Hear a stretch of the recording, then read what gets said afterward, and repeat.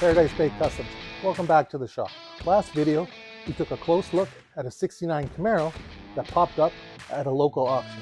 We went and took a look and pondered whether it was a real Z28 or not. I shared my thoughts on it and whether it should be our next project or we should pass on it. Although I said I was out, the seed of a gettable Z28 was planted in my brain and I had a full week to play with it. Fueled by a lot of great comments and feedback from you, so it's your fault. Needless to say, it's been an interesting week. Time for a follow-up. I'm going to recap what happened at the auction and share what the Z28 ultimately sold for. I couldn't help myself. I continued to toy with the idea of buying this till the bidding creeped up over $12,000. Figured a 5 or 6K difference in the big picture wouldn't make much of a difference. But when bidding got over that, I couldn't justify it for me.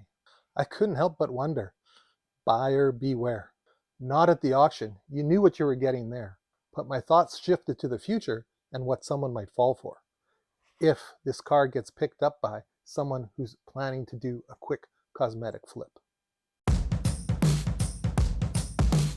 I closely followed the auction and I'm excited to share the results with you. Bidding was far from intense. I thought perhaps there'd be a flurry of activity right before the bell, but it didn't play out that way.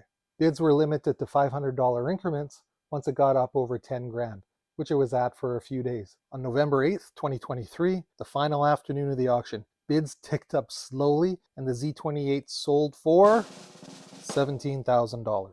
Once you add the 10% auction fee, plus taxes, you have a grand total of 21,000 Canadian, or about 15.2 US. Although the car didn't end up in my shop, or at least yet, I wish the owner all the best. Hopefully I catch wind of where it ended up and we'll cross paths with it at some point in the future. If you're curious what the 57 Chevy went for, it sold for $10,500 or about 13K all in, or about 9.4 thousand US. It's always a little bittersweet to let go of a potential project, but it's always essential to know when to move on. And on that note, thanks for joining me today, and we'll see you on the next one. Cheers.